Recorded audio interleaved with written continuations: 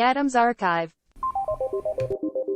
Ron DeSantis has officially dropped out of the presidential race and decided to endorse Donald Trump. And this comes from WMUR 9 ABC. And it says, it is clear to me that majority of Republican primary voters want to give Donald Trump another chance. You think?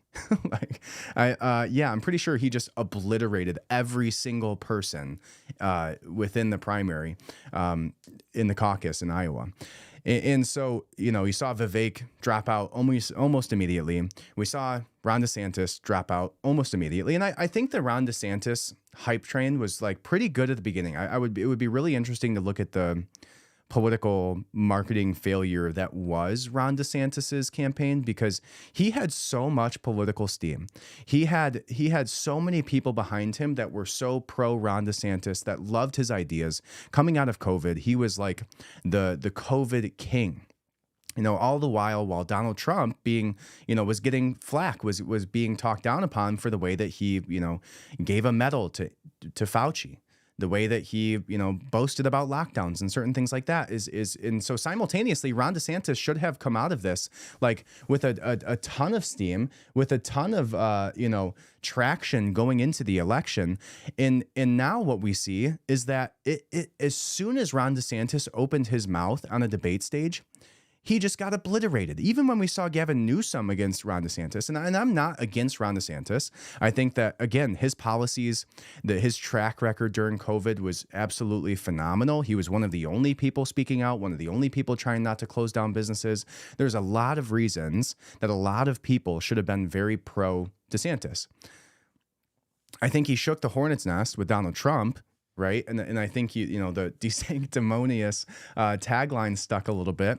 But to me, it's like he should have, had he came out on the debate stage the way that Vivek did, had he come out with the track record that he did and a great marketing campaign, there's no reason that he shouldn't be the only one left.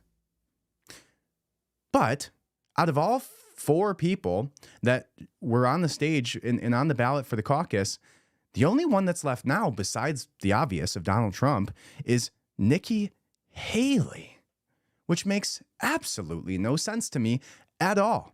She is 100% the Republican Hillary Clinton. Everything that comes out of her mouth is just a talking point from a war lobby. And I haven't heard a single thing from her. I think she had like one good exchange on the debate stage, but all I see from Nikki Haley is a reoccurring talking point that is everything and anything that the lobbyists want.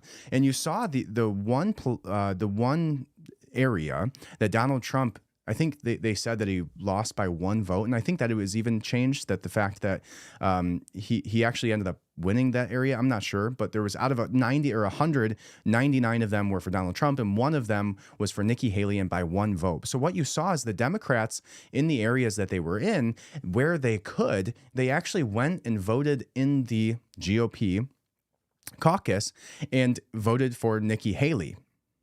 So if the Democrats want Nikki Haley, then why would the Republicans? Right? And if the war lobby wants Nikki Haley, then why would the Republicans? And if every big money machine from, I'm just surprised she doesn't have a Pfizer tattoo on her arm that she's showing off to everybody. But you already see her pandering to the left. So to me, it's a little sad that the only two that we have left, because I do think that both Ron DeSantis, and as much shit that I've talked about Vivek and all of the questions that I have about his history, whether it be about the Soros Foundation funding his time at Yale, whether it be about his 2 years that he was on the World Economic Forum's Young Global Leaders list, only to tell them that, hey, I didn't want that, take that down, only when it was inconvenient from him and he wasn't using it to get seed round funding for his pharmaceutical startups. So as much as I've talked bad about Vivek or DeSantis are just absolutely a million times better potential candidates than Nikki Haley. So what that tells me, especially if you understand that her husband isn't some tech mogul, right? He doesn't have billions of dollars. I'm not sure what her previous employment was, but I just doubt she has hundreds and hundreds of millions of dollars to spend on one. I think it's New Hampshire or whatever. We're going to see a video where some guy goes and calls her out and says, hey, you're going to spend $100 million campaigning against Donald Trump, and we already know you're going to lose. Why are you doing that? Why wouldn't you just go spend that money to help homeless veterans? Well, the answer is that the political lobby is the one that's propping her up. That's where she's getting all of her money. The only reason that Nikki Haley's even relevant, the only reason she's standing on any of the stages she's standing on is because she's literally has the war machine's hand and the pharmaceutical industry's hand up her ass, telling her exactly what to say in every one of these exchanges. And so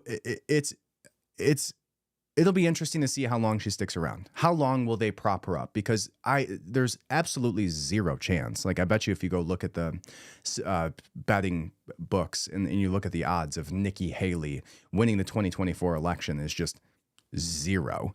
You know, and if there was any sort of reason, and I think this is something that Vivek said at one time or another that I talked about when he dropped out, is the fact that, oh, well, they would never let Donald Trump actually, get on the ballot. Something's going to happen. And I'm not saying something's not going to happen. There's always could be that fact. And especially when you understand that Donald Trump is like one of the most contentious and hated people in the world to the most powerful people in the world, it's an absolute possibility that something not good happens. He's been indicted for like the 115th time. But the idea that Nikki Haley would be the one left in the running, and maybe that's their hope. I don't know. Why would you spend $1 billion if there's a 0.1% chance? I don't know. Maybe if you have hundreds of trillions of dollars like Raytheon and, Pfizer does. So I don't know. It's very interesting. So there was a few conversations that came up about Nikki Haley. One of the ones that came up as a result was Nikki Haley made a comment about her history growing up in the Deep South, being brown. Now, I don't know about you, and maybe my eyes are deceiving me, but to me, Nikki Haley does not look brown. She looks like a white suburban mother. That's what she looks like. Now, she did grow up in a Indian family. I saw a picture of her family the other day, and her dad was in some traditional type Indian garb, and but she, if white privilege was a real thing, Nikki Haley would have it. Not saying that it's a real thing. But here it is. Here comes Nikki Haley saying that she was teased every day for being brown while in the Deep South, and that she has black friends. Here we go.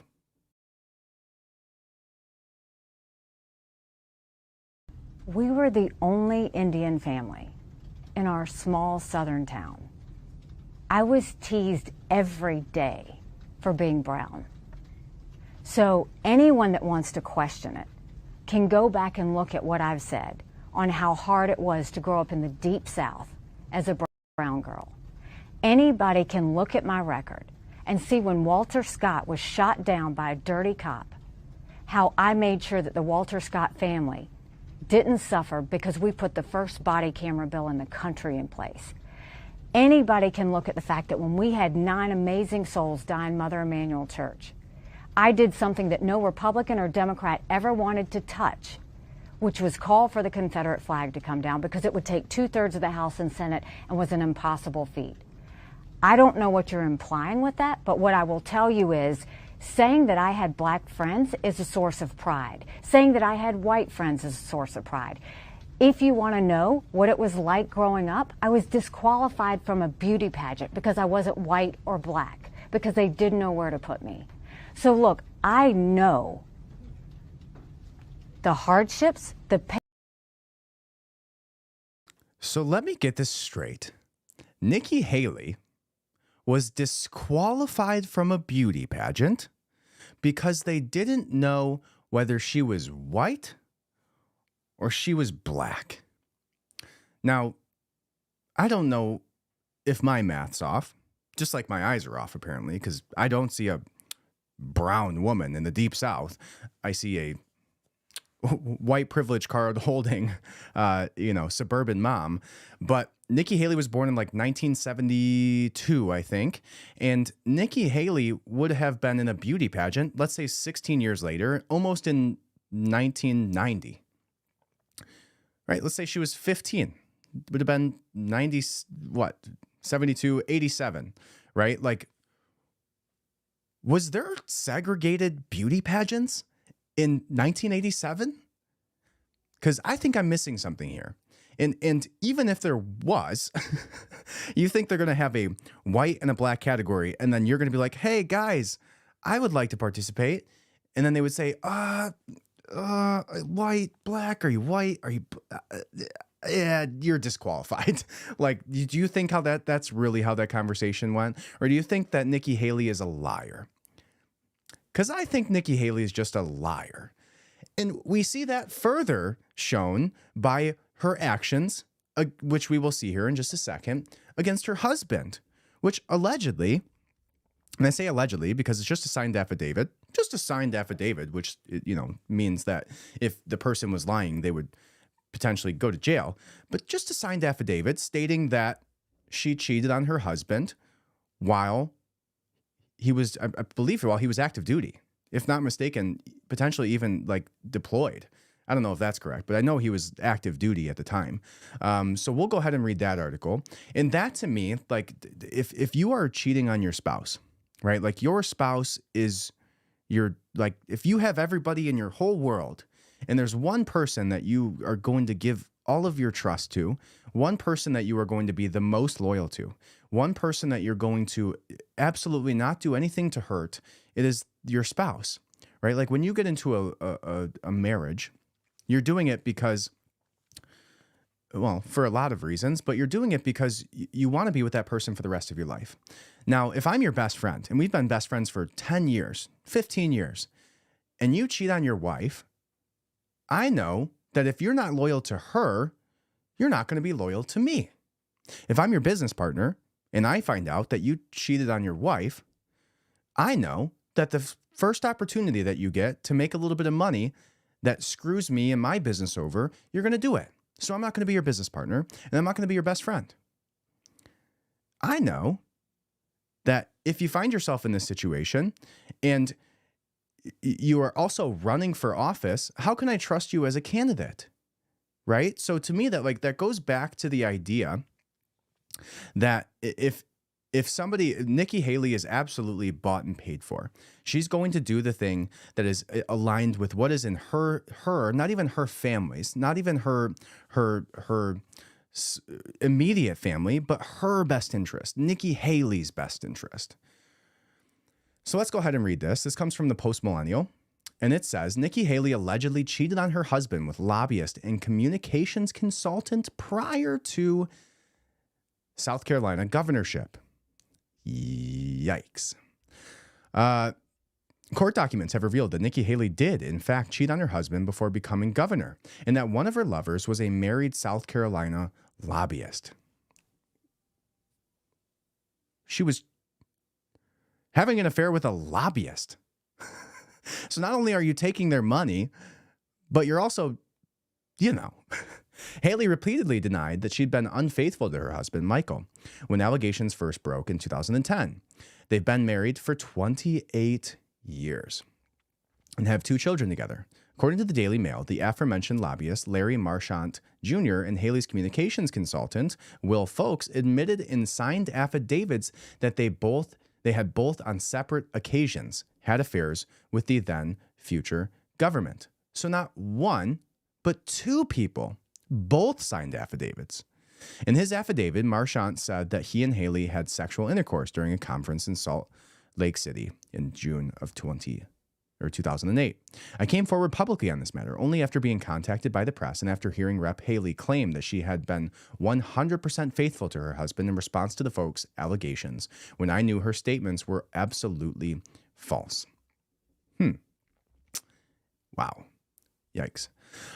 So that to me says a lot, right? And that's not to say that somebody can't change and somebody can't, go through a transformation and become loyal again. And, I get it. Like, But that sounds pretty shady stuff to me, right? And like I said, if you are going into that situation and you have your one person in life that is like, that's my guy, that is my girl, that is going to be the mother of my children, the father of my children, whatever that is, if you can't find it within yourself to conduct yourself in a manner that would align yourself with that trust, that would align yourself, it's just, how are you going to run for office?